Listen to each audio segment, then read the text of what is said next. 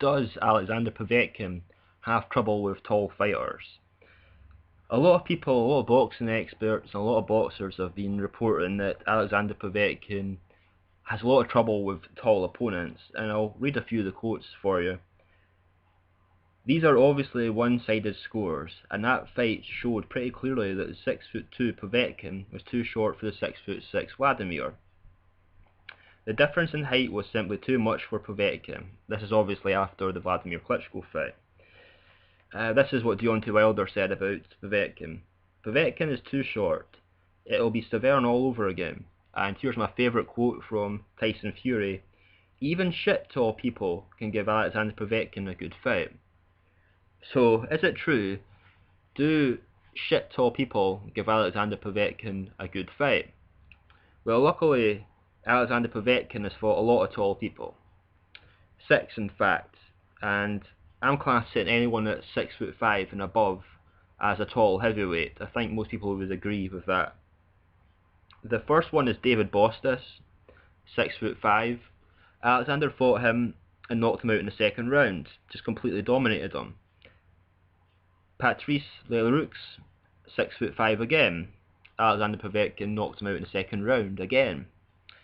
Then Nicola Further, 6'6". Alexander gave him a one-sided unanimous decision. He just beat Nicola Further in every round. Then Povetkin fought Andreas Warwick, 6'5". He knocked out Warwick in the third round. Then he faced Wladimir Klitschko and was defeated to Wladimir Klitschko. After that he fought Mariusz Whyte, 6'8". Again dominated him for 12 rounds, won every round, and in the end of the 12th round managed to stop Whyte for the first time in Whyte's professional career. Whyte's had quite a lot, 35 fights as a professional, and that was the first time he's ever been stopped, and it was against Alexander Povetkin. So clearly Alexander Povetkin does not have trouble with tall opponents, and especially does not have problems with tall shit fighters. The reason he had problems with Wladimir Klitschko is obviously nothing to do with his height, because if it was to do with his height, like I say, he would be having trouble with all these other tall fighters, which he simply was not having. He didn't even lose a single round to these other tall fighters, and he knocked 4 of them out easily, and 3 of them quite easily in the early rounds. The problem he had with Wladimir Klitschko was Wladimir Klitschko's footwork, his foot speed, his overall boxing ability, his athleticism, his experience. These are what gave Alexander Povetkin problems. It wasn't his height. I mean, if you just watch the Whyte fight, Alexander Povetkin has no trouble dodging Whyte's punches and then getting in and landing the combinations he wants to land very well. And there's one other thing I'd like to address, and that's what Deontay Wilder said about Povetkin, that Alexander Povetkin would be just like fighting Stavern all over again.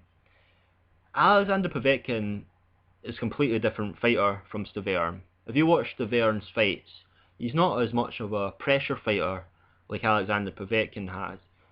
Stavern's not always in your face, always throwing combinations, always being busy in the fight. Alexander Povetkin is. He's always there. He fights a lot like Joe Frazier in a way. He's always in your face, he's always busy, he's always giving you problems.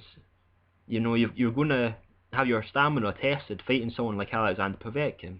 And Alexander Povetkin can punch, and he can land them blows very well. Alexander Povetkin is a massive step up from Stavern. Alexander Povetkin for many years was the number 2 fighter in the heavyweight division. So if Deontay Wilder actually thinks that Alexander Povetkin has problems with tall fighters, he is seriously mistaken, and he's going to be in for a shock when the two face each other in the ring in May. That's all I've really got to say about Alexander Povetkin, and if he has trouble with tall opponents. He clearly does not.